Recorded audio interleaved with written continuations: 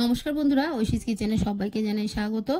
প্রতিদিনের মতো আজ আমি একটা নতুন রেসিপি নিয়ে চলে এসেছি। আজ আমি দেখাবো শিম আলু দিয়ে রুই মাছের ঝোল। শিম বাজারে থাকতে থাকতে আপনারা অবশ্যই একবার এইভাবে মাছের ঝোল বানিয়ে খেয়ে দেখবেন, বাড়ির সবাই ভালো বলবে আর আপনিও আবারও বানাবেন। রেসিপিটি খুবই সহজ, আর এই রান্নাটায় কোনো বাটা মশলা ব্যবহার করব না। গ্যাসে কড়া বসিয়ে দিয়ে আমি দিয়ে দিলাম সর্ষের তেল। এই তেলটাকে আমি ভালো করে গরম করে নেব। আর আগে থেকে মাছে আমি লবণ হলুদ মাখিয়ে রেখেছি। এই লবণ হলুদ মাখিয়ে রাখা মাছ দিয়ে দেব।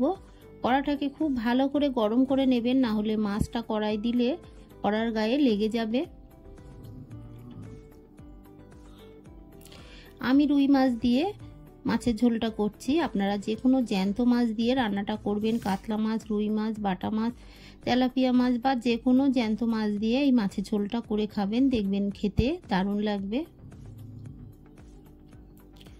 মাছগুলোকে দিয়ে বেশ কিছুক্ষণ রেখে এই মাছগুলোকে আমি উল্টে দেব।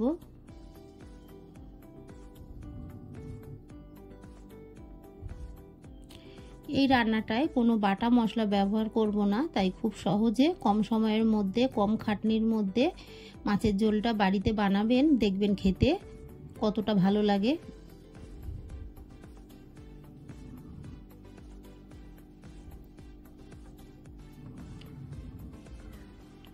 মাছগুলোকে আমি উল্টে পাল্টে সুন্দর করে ভেজে তুলে নেব। আমার এই রেসিপিটি আপনাদের ভালো লাগলে প্লিজ আমার চ্যানেলটিকে সাবস্ক্রাইব করে পাশে থাকা বেল আইকনটি ক্লিক করে দেবেন, তাহলে আমি যখন কোনো নতুন ভিডিও ছাড়বো আপনাদের কাছে পৌঁছে যাবে।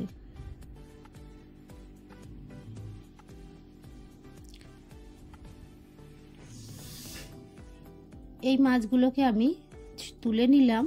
তুলে নিয়ে এই তেলের মধ্যে বাকি মাছগুলোকে দিয়ে ভালো করে ভেজে নেব।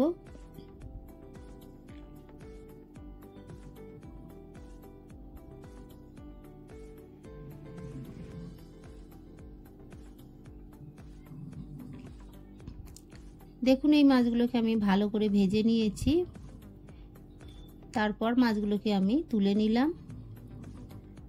আরও কিছুটা মাছ আছে, সেগুলোকে দিয়ে একইভাবে সুন্দর করে ভেজে নেব। মাছগুলোকে আমি ভেজে তুলে নেব। এই তেলের মধ্যে কেটে রাখা আলু দিয়ে দেব। আলুগুলোকে আমি লম্বা করে কেটে নিয়েছি, আপনারা আপনাদের পছন্দ মতো কাটবেন। যেহেতু নতুন আলু তাই একটু বড় বড় করে কেটে দিয়েছি।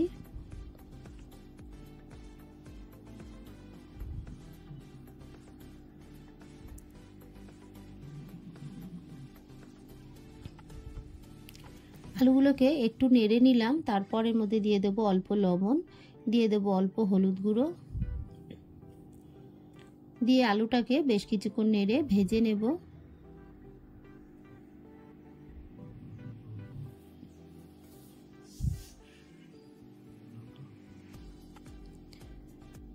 আলুগুলো ভাজা হয়ে গেছে, আলুগুলোকে তুলে নেব। এর থেকে কড়া করে আর ভাজবো না। একটু সর্ষের তেল আমি এর মধ্যে দিয়ে দিলাম। দিয়ে দেব কেটে রাখা শিম। শিমগুলোকে আমি লম্বা করে কেটে দিয়েছি, মাঝখান দিয়ে আর ফালি দিইনি।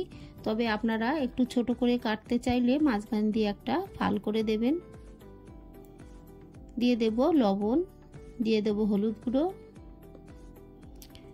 শিমগুলোকে ভালো করে নেড়ে ভেজে নেব।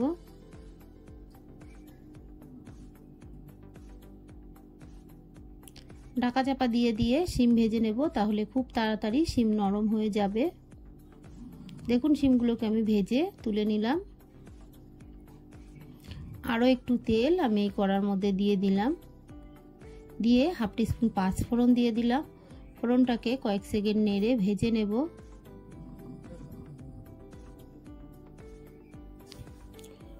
ফোড়নটা ভাজা হয়ে গেছে, এর মধ্যে দিয়ে দেব একটা ছোট সাইজের কুচানো পেঁয়াজ। পেঁয়াজটাকে একটু নেড়ে দেব। পেঁয়াজটাকে একটু নেড়ে দিয়ে তারপর এর মধ্যে দিয়ে দেব একটা টমেটো কুচি। এই পেঁয়াজ আর টমেটোটাকে নেড়ে ভালো করে ভেজে নেব।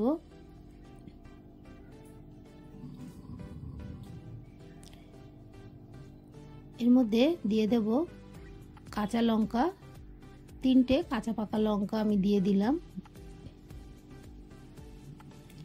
দিয়ে আবারও একটু নেড়ে নিলাম। পেঁয়াজ টমেটোটা একটু ভাজা হলে এর মধ্যে দিয়ে দিলাম অল্প লবণ, দিয়ে দিলাম একটু জল, দিয়ে দেব ধনে গুঁড়ো,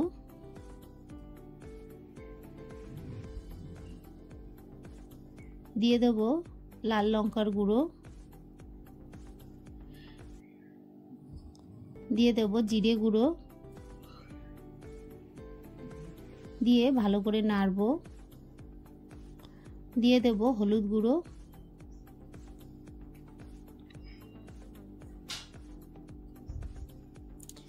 দিয়ে বেশ কিছুক্ষণ এই মশলাটাকে আমি নেড়ে নেব।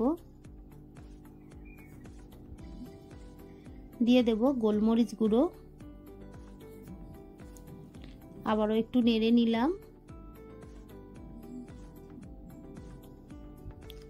অল্প একটু জল আমি দিয়ে দিলাম, তাহলে মশলাটা পুড়ে যাবে না। প্রথমেই আমি ধনে গুঁড়ো খুবই অল্প দিয়েছি, তাই আরও একটু দিলাম। মোট আমি 1 টিস্পুন মতো ধনে গুঁড়ো দিলাম, আগে একটু দিয়েছি আর আবারও দিলাম। দিয়ে ভালো করে মশলাটাকে কষিয়ে নিয়েছি। মশলা দিয়ে দেখুন তেল বেরোচ্ছে। যতক্ষণ মশলা দিয়ে তেল না বেরোয় ততক্ষণ মশলাটাকে আমি নেড়ে নেব। এই সময় এর মধ্যে আমি দিয়ে দেব ভেজে রাখা শিম আলু,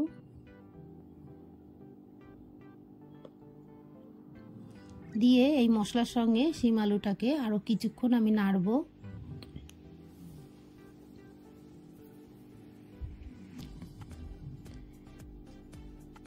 বেশ কিছুক্ষণ নেড়ে কষিয়ে নেব।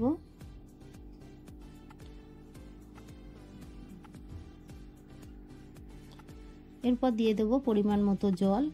আপনারা যতটা গ্রেভি রাখতে চান সেই মতোই জলটা দেবেন। ঢাকা চাপা দিয়ে ফুটতে দেব। এর মধ্যে দিয়ে দেব মটরশুঁটি। আমি মটরশুঁটিটাকে ভেজে দিলাম না, আপনারা চাইলে যখন আমি মশলা কষাচ্ছি সেই সময় এই মটরশুঁটিটাকে দিয়ে ভালো করে কষিয়ে তারপর জল দেবেন। এইভাবে দিলেও ভালো লাগে, তাই আমি কষালাম না, এইভাবে দিয়ে দিলাম। দেখুন ফুটে উঠেছে। এই সময় ভেজে রাখা মাছগুলো দিয়ে দেব।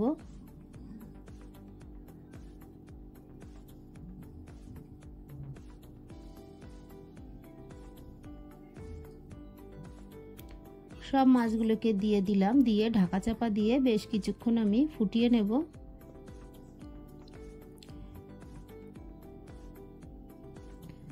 ঢাকাটা তুলে আমি একটু চেখে দেখেছি এর মধ্যে লবণ লাগবে, তাই আরো একটু লবণ দিয়ে দিলাম।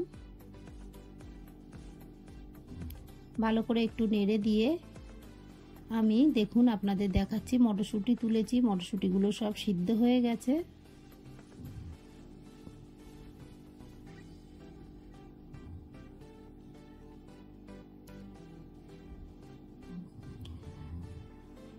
বেশ কিছুক্ষণ আমি এইভাবে ফুটিয়ে নিয়েছি।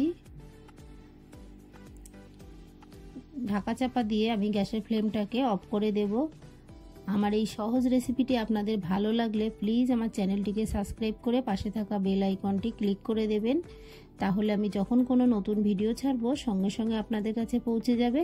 রেসিপিটি ভালো লাগলে একটা লাইক করতে ভুলবেন না। রেসিপিটি কেমন লাগলো আমাকে কমেন্ট করে জানাবেন। বাড়িতে একবার হলেও বাটা মশলা ছাড়া এইভাবে মাছের ঝোল বানিয়ে খেয়ে দেখবেন, কেমন লাগে আমাকে জানাবেন।